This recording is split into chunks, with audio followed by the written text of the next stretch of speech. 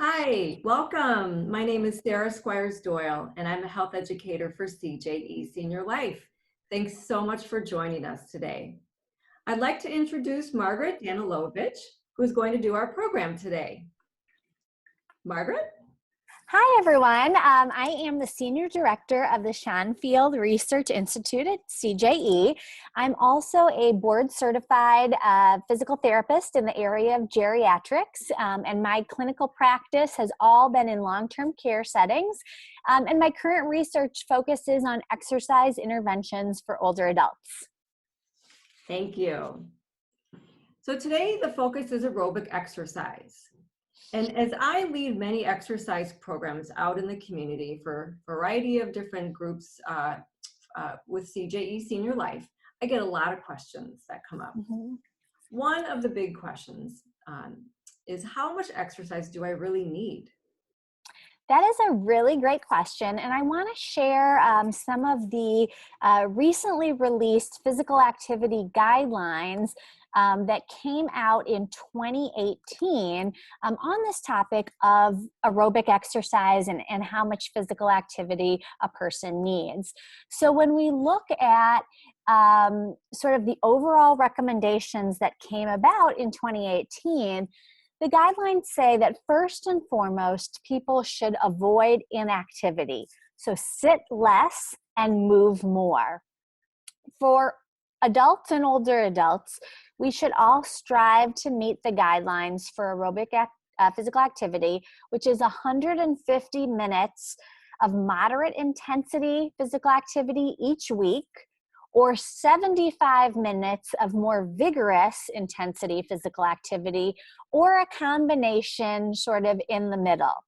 And then for older adults in particular, they should add resistance exercise in twice a week and add exercises for balance if people are at risk for falling.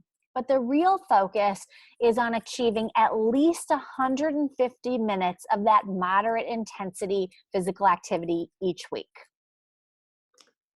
Great. Can you just give some examples of what 150 minutes would look like? Sure. So, sometimes people have heard that kind of recommendation that you have to be active for 10 minutes for it to sort of count.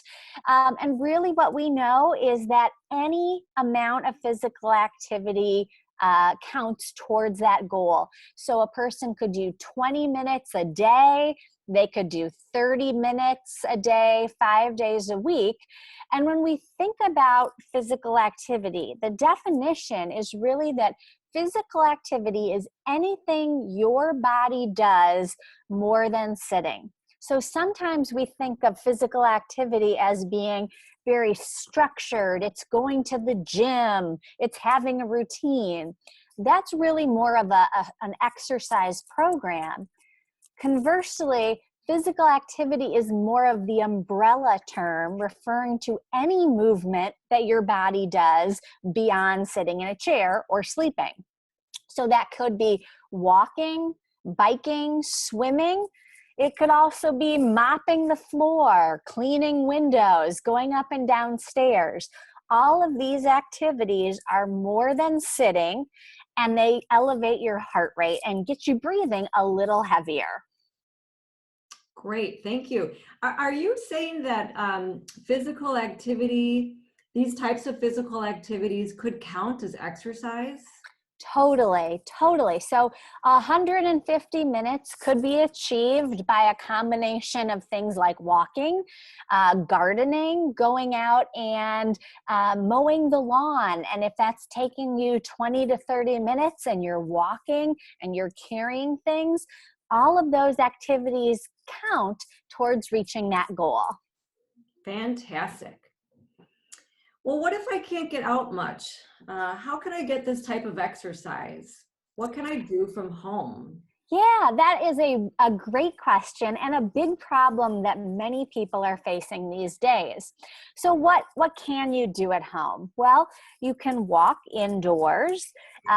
If it's possible to walk in your hallways, to walk even in your basement, or to find a place that you might be able to walk, that would be really important.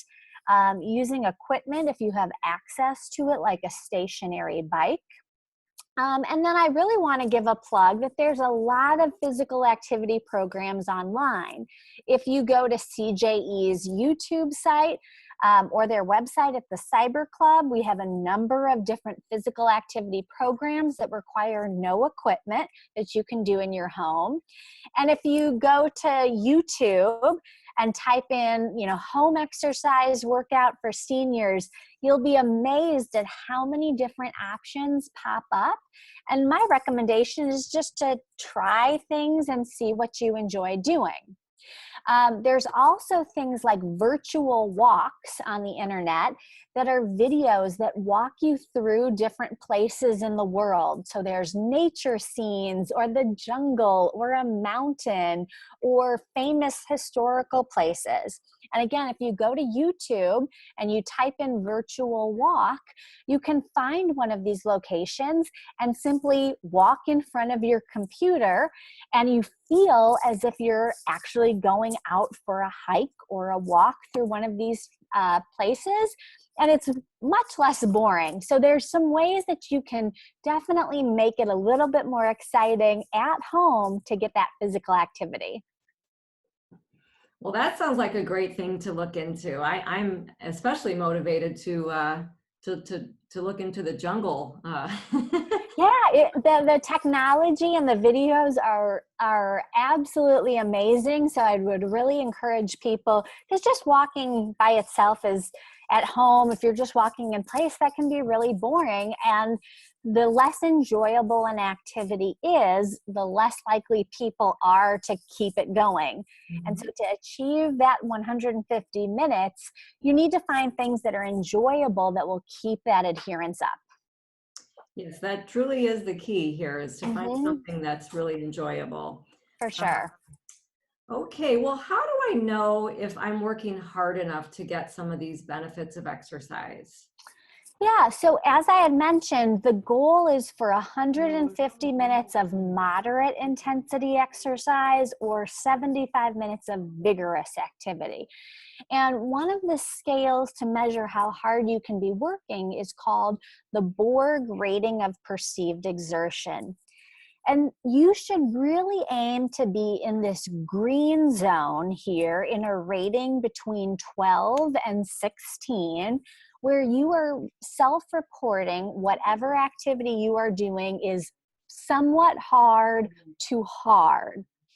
You should feel like you could hold a conversation, but you're getting a little bit more short of breath. You need a breath after every sentence.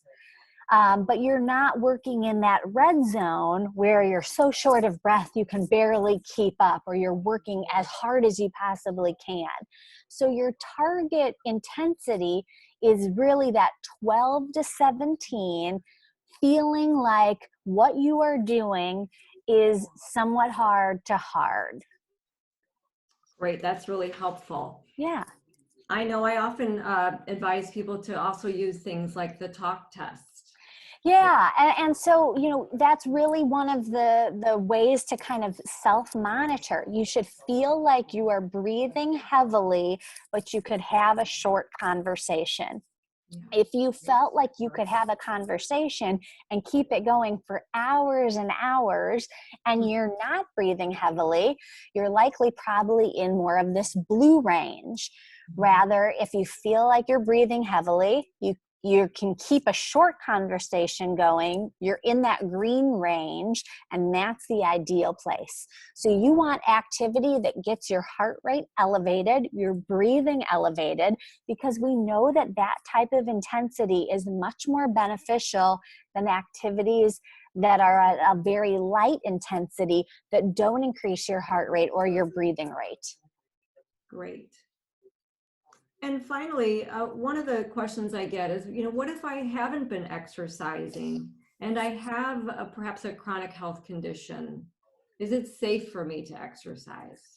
Yeah, so one of the things we know is pretty much for almost every single person, exercise is safe.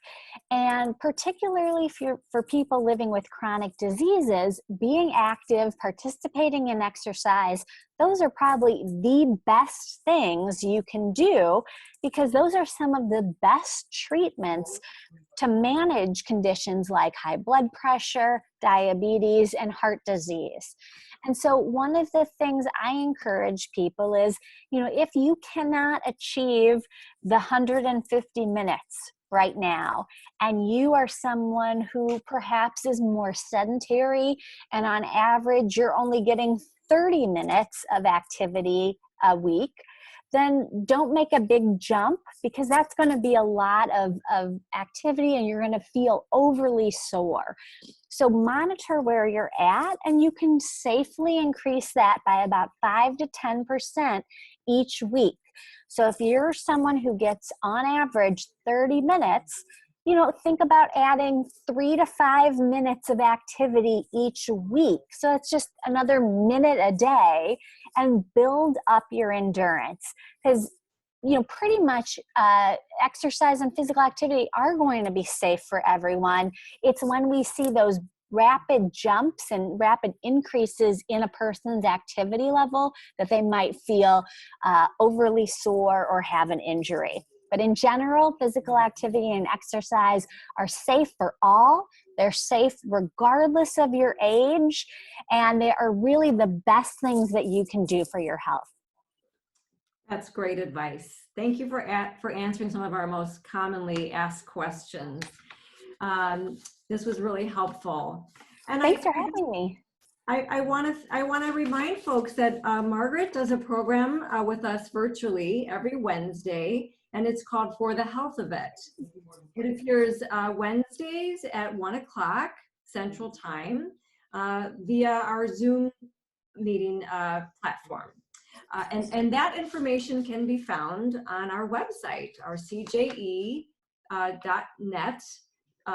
/cyberclub. So on that Cyber Club page of our website, we list links to a number of virtual programs that Margaret does. And we have more videos coming for you to kind of dispel a lot of myths around exercise from, like we talked about today. We'll also address topics like strength training, balance, flexibility, arthritis. I mean, there's so many topics that we plan to bring you.